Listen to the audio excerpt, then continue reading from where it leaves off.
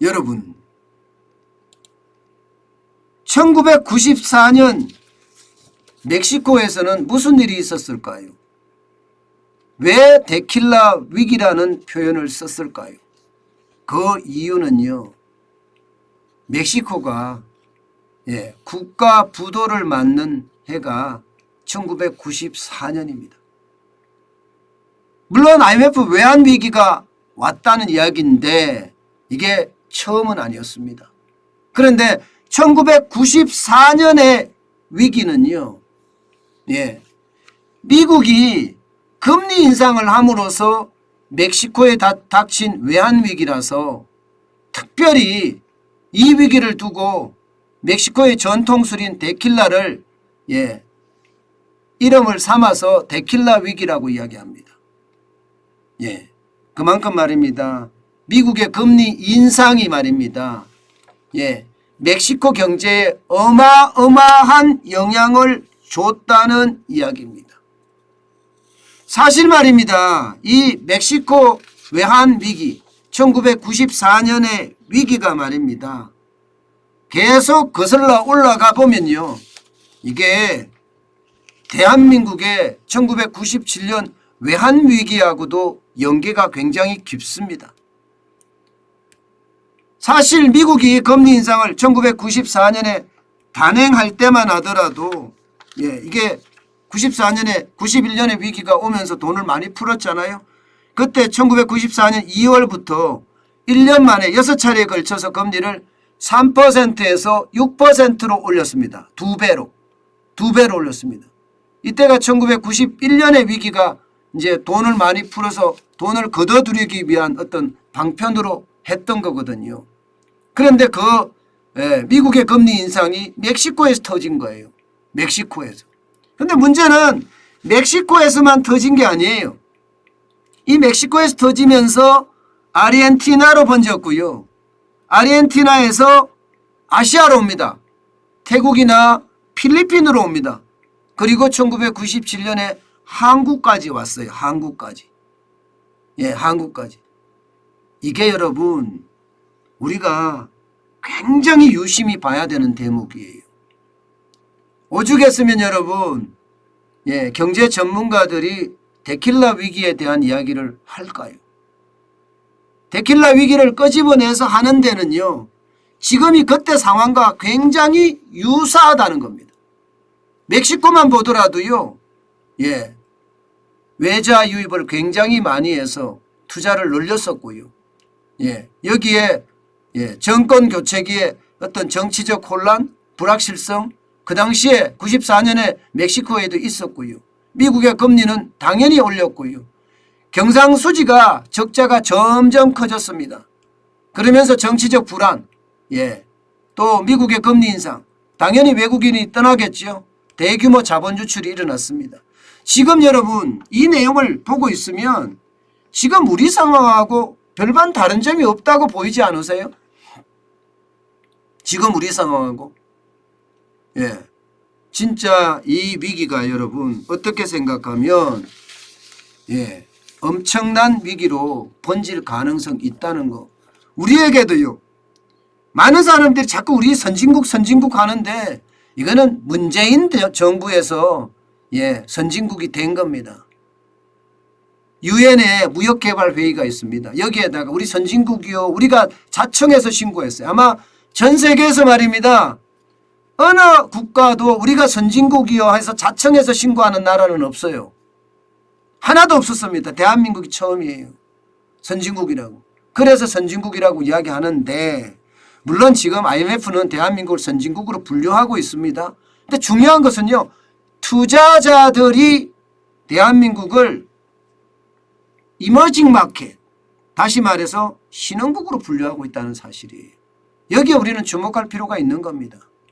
그래서 지금 우리는 신흥국의 어떤 경제 환경이 어떻게 돌아가는지 그 환경이 우리에게 미칠 영향은 얼마나 되는지를 계속 눈여겨 지켜봐야 됩니다. 명목적인 거 이거 의미 없습니다. 실질적인 게 중요하거든요. 자, 여러분 지금 이런 상황. 멕시코의 외환위기 1994년 상황에서 우리도 지금 비슷한 상황이죠. 이런 상황에서 보세요. 신흥국 통화지수는요. 줄줄이 떨어지고 있습니다. 지금 4월 초에 보면 1746.64였거든요. 그때에 비하면 1672.62, 4.2%나 하락했습니다. 쉽게 말하면 달러 강세가 일어나면서 통화는 쭉쭉 신흥국의 통화는 더 빠진다는 거예요.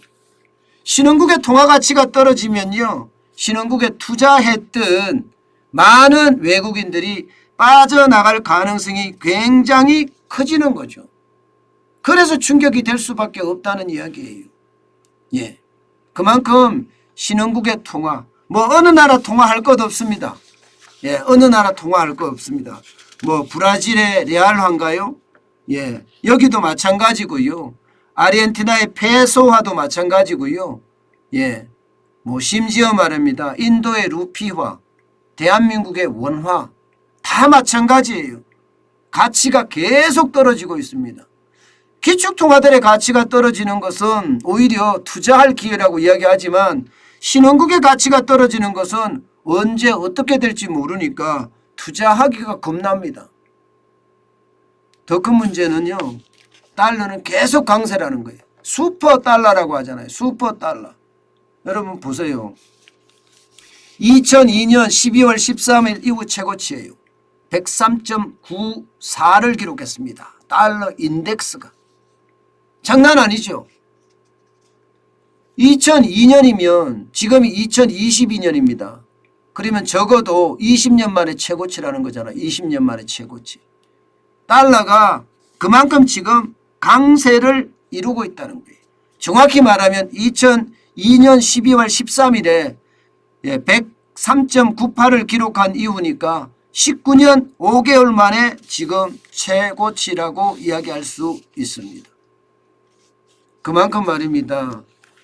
상황 자체가 1994년에 데킬라 위기가 와서 그 위기가 남미 아르헨티나로 번졌고 그게 아시아 태국이나 필리핀으로 번지면서 대한민국의 외환위기가 왔던 1997년 그 일간의 어떤 스케줄과 좀 너무 비슷하다는 거예요.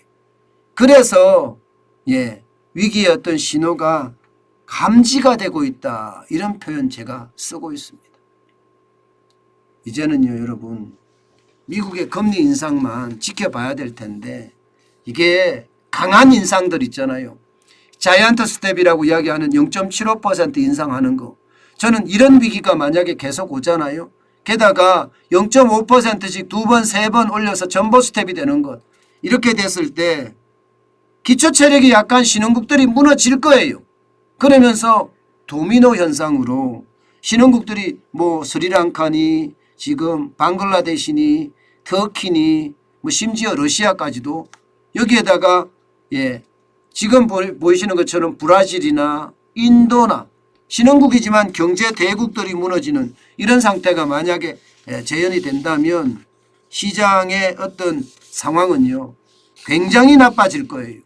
굉장히 나빠질 거예요. 그래서 신흥국 위기에 시발이 됐던 1994년의 멕시코 금융위기가 저는 안 왔으면 좋겠다 생각은 하지만 뭔가 분위기는요 조금씩 다가가고 있는 분위기예요. 사실 신흥국들 지금 노심초사하고 있습니다. 금리를 엄청나게 올리잖아요. 브라질은요 12.75%까지 금리를 올렸습니다. 심지어 말입니다. 이전 금리가 11.75였는데 1%포인트를 올렸어요.